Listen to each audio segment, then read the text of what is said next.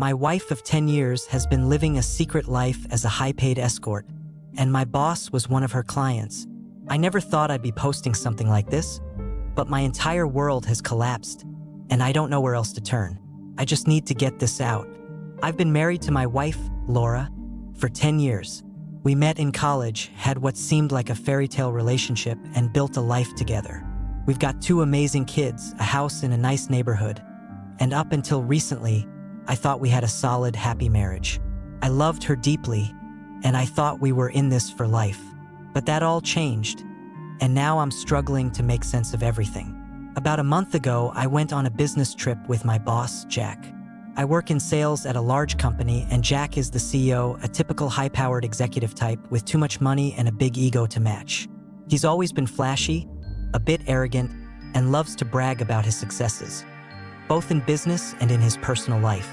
Over the years, I've heard him talk about women in ways that always made me uncomfortable, but I just shrugged it off as part of his character. On this particular trip, we went out for drinks after a long day of meetings. As usual, Jack was boasting about his conquests with women, but this time he was more detailed than usual. He started going on and on about how he regularly hires high-class escorts. Asterisk only asterisk the best, he kept saying, for exclusive clients like himself. I didn't pay much attention at first. I'm used to his sleazy stories and always just let them roll off my back. But then, as he got more specific, I felt something shift. He was talking about one woman in particular, describing her like she was a trophy. He mentioned how beautiful she was, how elegant, with long legs and dark hair. Someone who looked like the perfect housewife when she wasn't on the clock. I started feeling uneasy. Something about his description was hitting too close to home. Still, I told myself I was just being paranoid. But then Jack said something that made my blood run cold. He said this woman had a nickname, a pet name, the same one I had always used for Laura. I felt my stomach drop. I was frozen in my seat, just listening, trying to convince myself that this couldn't be real. But he kept going, describing things about her that no one should know, and every detail matched my wife. Couldn't believe it. I didn't want to believe it. So I asked him casually, trying not to sound panicked, what this woman's real name was. Jack smirked and said, I don't get into real names, but if I had to guess, it's something simple, like Laura. Felt like the world stopped spinning. I was sitting there, listening to my boss brag about paying for my wife's services, not even knowing the devastation he was causing me. I was crushed, but I couldn't confront him. Not there. I needed to know for sure. When I got back home, I didn't say anything to Laura. Couldn't. I didn't want to accuse her without evidence, even though everything in my gut was screaming that it was true. Over the next few days, I started paying closer attention. I began looking at her phone, her schedule, even her bank statements, and what I found confirmed my worst fears. There were encrypted messages in hidden apps, private banking transfers I'd never seen before, and a whole lot of money that I couldn't explain. Thousands of dollars were coming in and out of secret accounts. When I dug deeper, I found correspondence with high-profile clients, all using coded language. It wasn't just escort work. This was an entire double life she'd been living, carefully hidden from me. I confronted her a week later. I waited until the kids were at school, sat her down, and told her what I knew. At first, she denied everything. But when I showed her the evidence, she broke down and confessed. She told me she'd been doing it for about 5 years. She said it started when she was feeling unfulfilled, and that it had nothing to do with me, that it was just about the money, about control and freedom. She tried to justify it by saying she only worked with high-end clients, like my boss, and that she was careful to keep it separate from our family life. She swore it was just business, that it was never personal, that she still loved me and our kids, and that she didn't want to hurt me. But it did hurt. It destroyed me. All those late nights she claimed she was at work events, the business trips she supposedly went on. Every time I trusted her, she was with someone else, selling herself to men like Jack. And Jack, my boss? I've had to sit through meetings and business dinners with the man who was paying my wife for sex, and he had no idea. It makes me sick to think about. Right now, I'm staying with a friend. I haven't told anyone the full story, not even my family. I don't know what to do. I've been too ashamed and too broken to even begin explaining it. How do you even tell someone that your wife has been living a secret life as a high-paid escort? How do I explain this to my kids? Do I stay in this marriage? Is it possible to move forward from something like this? Laura's been texting and calling, begging me to come home and promising that it's over, that she'll go to therapy, that she'll do whatever it takes to fix things. But I don't know if I can. The betrayal is too deep. The trust is gone. And my boss? I have to see him at work every day, knowing that he's one of the men who's been with my wife. I can't stand it. I'm considering quitting, but I need the job for now. I don't know what my next steps are. My mind is spinning, and every day feels like I'm just surviving. If anyone has been through something even remotely like this, I could use some advice. I feel lost. Update number 1. I never thought things could get worse after discovering Laura's secret double life, but as life would have it, they did. It's been a whirlwind these past few months, and what started as heartbreak has turned into a bizarre tale of karma coming full circle. When I moved out after confronting Laura about her escort work and discovering her involvement with Jack, my boss, things were tense but somewhat calm. She kept sending me messages, pleading for a second chance, but I knew better. I was still processing everything when the next bombshell hit. Laura was pregnant. And no, the baby wasn't mine. It was Jack's. Laura had been seeing Jack more openly after I moved out, thinking she could leave me behind and start a life with a wealthy man who had promised her the world. I should have seen this coming. Jack, with his high-powered lifestyle and too much money, was the kind of guy who acted like he could buy anything or anyone. But Laura, blinded by her own desperation, thought this was her way out. She actually believed Jack would take care of her and the baby, maybe even leave his wife for her. And for a while, he fed her those lies. I later found out from mutual acquaintances that Jack had promised Laura they'd build a life together. He said all the right things and she fell for it. I guess the allure of wealth and excitement was too much for her. She packed up her things, moved in with Jack for a short while, and thought she was living the dream. That's when reality hit. A few weeks after moving in with him, Jack began to show his true colors. He pulled away, slowly at first canceling plans and making excuses. Then one day he just disappeared. No explanation, no real conversation. He ghosted her, leaving her pregnant and utterly alone.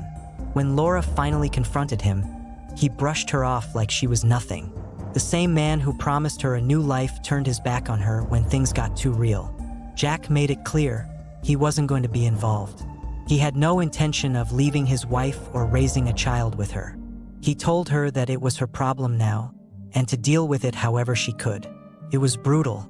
The man who she thought would be her savior left her stranded, with no money, no plan, and no support.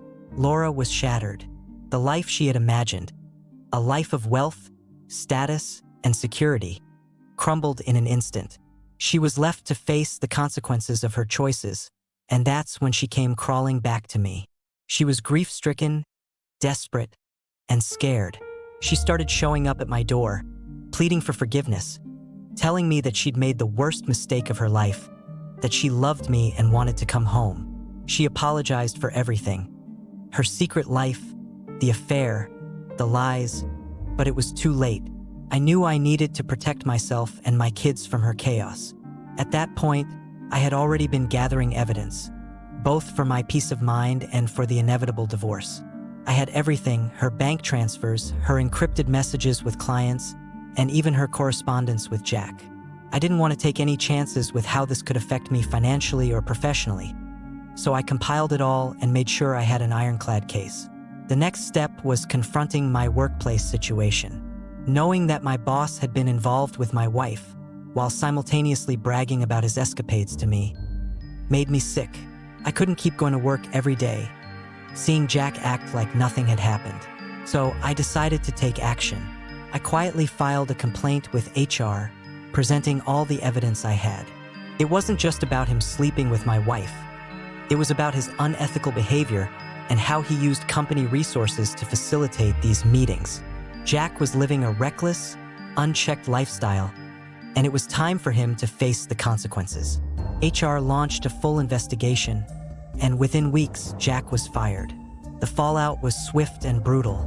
Once word got out, his reputation was destroyed. He tried to fight it, but there was no coming back from the pile of evidence I had against him. His wife left him, and the company washed their hands of him completely. Then something unexpected happened. The higher-ups at the company took notice of me. Despite the personal nightmare I'd been going through, I had remained focused at work, and apparently they saw that. They recognized my contributions and offered me Jack's position as the new head of the department. It was surreal. Here I was, the guy who had been on the verge of losing everything, now being offered a leadership role. I accepted the promotion without hesitation. It was poetic justice. With Jack gone and my career on the upswing, I turned my focus to the divorce. My lawyers were fantastic, and they helped me strategize every step of the way. We knew Laura would try to take as much as she could in the divorce settlement, especially since she had no job and was facing financial instability. But what she didn't realize was that her secret income as an escort would work against her. When we presented her earnings to the court, it was clear that she had been making a substantial amount of money over the years, far more than I ever imagined. Because of this, the court ruled that she didn't need any financial support from me. No alimony, no settlement. In fact, I was able to protect all my assets, including my retirement funds and our house. Laura walked away with far less than she expected, and the judge made it clear that she would be responsible for her own financial future. The divorce was hard, and there were moments when I felt overwhelmed. But in the end, I came out with my dignity and my life intact. Laura, on the other hand, lost everything: her marriage, her new relationship with Jack, and any chance at financial security. She now has to raise a child on her own, and it's clear that she's struggling to come to terms with how badly things have turned out for her. As for me, I'm in a much better place. The promotion has given me a fresh start, and I'm dedicated to being the best father I can be for my kids. I've also started therapy to work through the trauma of this whole ordeal, and it's been incredibly helpful. I'm learning to move forward, and while it's not easy, I know I'm on the right path. Laura still reaches out occasionally, asking for forgiveness and claiming she wants to rebuild our family, but I know there's no going back. Too much damage has been done, and I deserve better. I'm focusing on myself and my kids, and for the first time in a long while, I'm optimistic about the future. Thanks to everyone who supported me through this nightmare. It was a long, painful road, but I've come out stronger on the other side. Update number 2. It's hard to believe how far I've come since everything blew up with Laura. After our 10-year marriage ended and I learned about her secret life as an escort, I never thought I'd find peace or stability again. The betrayal, the lies, the fallout with Jack. It felt like I was drowning for months. But as time passed, I began to realize that this breakdown was the beginning of a much-needed turning point in my life. Once the divorce was finalized, and Laura was out of my life for good, I threw myself into work. The promotion I received after exposing Jack's inappropriate behavior had completely reshaped my career. Stepping into his shoes as department head wasn't easy.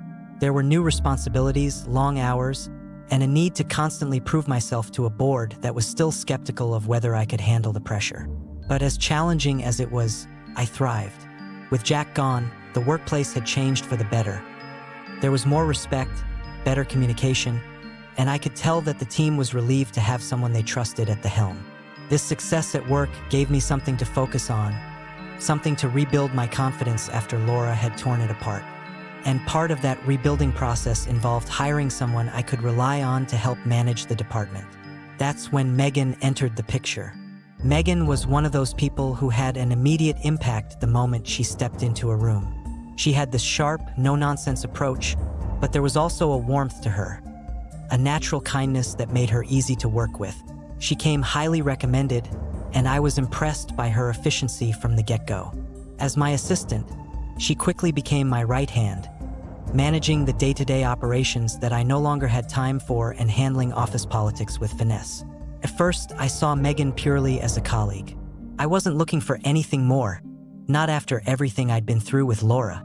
I'd built these walls around myself, refusing to let anyone get close. But as time went on, I couldn't help but notice how well we clicked. Megan wasn't just good at her job. She understood me on a deeper level. We began talking more, at first about work, then about our personal lives. She knew about my past with Laura, and while I was hesitant to share at first, Megan listened without judgment. It was refreshing to be around someone who was straightforward, honest, and had no hidden agenda. One evening, after a particularly grueling week of work, Megan suggested grabbing dinner. I remember being hesitant at first, thinking it was just a professional courtesy, but something told me to say yes. That night over dinner, we didn't talk about work once. Instead, we opened up about our lives, our dreams, and even our fears. It was the first time in a long time that I felt truly understood by someone. Megan wasn't pushing me to move faster than I was ready, and that patience made me fall for her. As we began dating, things between us grew naturally. There was no pressure, no drama, just two people who genuinely enjoyed each other's company. Megan's presence in my life was a calming force, especially after the chaos Laura had left behind. And it wasn't just emotional support she offered. She helped me rebuild my self-esteem and gave me the space to heal at my own pace. She was patient when I needed time and encouraging when I was ready to move forward. A year into our relationship, I knew Megan was the one I wanted to spend my life with. It was scary to think about marriage again, but I also knew that this time was different. Megan and I had built our relationship on trust and mutual respect, something I'd never truly had with Laura. So, on a quiet weekend getaway to the mountains, I proposed. It wasn't anything elaborate, just a simple, heartfelt moment between us. And she said yes. Planning the wedding felt like a dream. We decided on a small, intimate ceremony at a vineyard just outside of town. We wanted it to be about us, not some grand spectacle. Our guest list was short, just close family and friends, people who had been there for us through thick and thin. Everything was falling into place, and for the first time in years, I felt completely at peace. But, of course, nothing involving Laura could ever stay peaceful for long. I hadn't heard much from Laura in months after the divorce. From what I gathered through mutual acquaintances, she was still struggling. Jack had left her after she found out she was pregnant with his child, and she was dealing with the fallout. I felt sorry for her. In a way, she'd made her choices, and those choices had come back to haunt her. But I was done trying to save her from herself. I had moved on, and I was focused on building my future with Megan. The day of the wedding arrived, and everything was perfect. Megan looked breathtaking in her dress, and I couldn't believe how lucky I was to have her in my life. We exchanged vows, and for a moment, it felt like all the pain from the past had finally melted away. We were surrounded by the people who mattered most to us, and everything was going exactly as we'd hoped. Then, in the middle of the reception, disaster struck. Out of nowhere, Laura stormed into the venue. I didn't even recognize her at first. She looked disheveled, her hair a mess, makeup smudged, and her clothes wrinkled. She was clearly drunk, stumbling as she made her way through the tables, knocking over drinks and decorations as she went. The entire room went silent as she started screaming at the top of her lungs. "I can't believe you're doing this to me," Laura slurred, pointing an accusatory finger at me. "After everything we've been through, you think you can just replace me with her?" The shock was palpable. Guests stared, unsure of what to do, while Laura continued her tirade, ranting about how I had ruined her life. She claimed I'd abandoned her, that I owed her for everything that had gone wrong since our divorce. It was clear she wasn't thinking rationally, but there was no reasoning with her in that state. Megan stood by my side, calm but visibly hurt by Laura's outburst. As Laura's rage escalated, she turned her attention to Megan, spewing venomous insults, accusing her of stealing me and wrecking her life. She tried to get close to Megan, shoving chairs aside in the process, and that's when I knew I had to step in. I asked Laura to leave, but she refused. She pushed over a table, sending plates and glasses crashing to the floor, and that's when things got dangerous. She lunged at Megan, shouting obscenities and trying to grab her. It all happened so fast. Guests immediately stepped in to hold Laura back, and that's when we had no choice but to call the police. When the officers arrived, Laura was still screaming, refusing to leave. They tried to calm her down, but when she continued to make a scene, they had to physically escort her out of the venue. Watching my ex-wife get dragged out of my wedding by the police wasn't exactly the fairy tale ending I'd imagined, but in a strange way, it brought a sense of closure. It was a stark reminder of how much better my life was without Laura's chaos. After she was gone, we took a moment to regroup. Megan, shaken but resilient, reassured me that we would get through it together. Our guests were incredibly supportive, and we managed to salvage the rest of the evening. It wasn't the wedding we had envisioned, but in the end, it was a celebration of love and new beginnings. Since then, Megan and I have been focusing on our future. We're thriving both in our personal lives and at work. I'm finally in a position where I feel stable, both emotionally and financially, and Megan has been my rock through it all. We're talking about starting a family soon, and I couldn't be more excited about what's to come. As for Laura, I haven't heard from her since the wedding. I've made it clear through my lawyers that any further contact will be handled legally. She's a part of my past now, and while I hope she finds the help she desperately needs, I refuse to let her drag me back into her spiral of destruction. It's been a long, difficult journey, but I finally feel like I'm in control of my life again. With Megan by my side, I'm ready to embrace the future and whatever it holds. For every setback, there's a new beginning, and I'm more than ready for mine.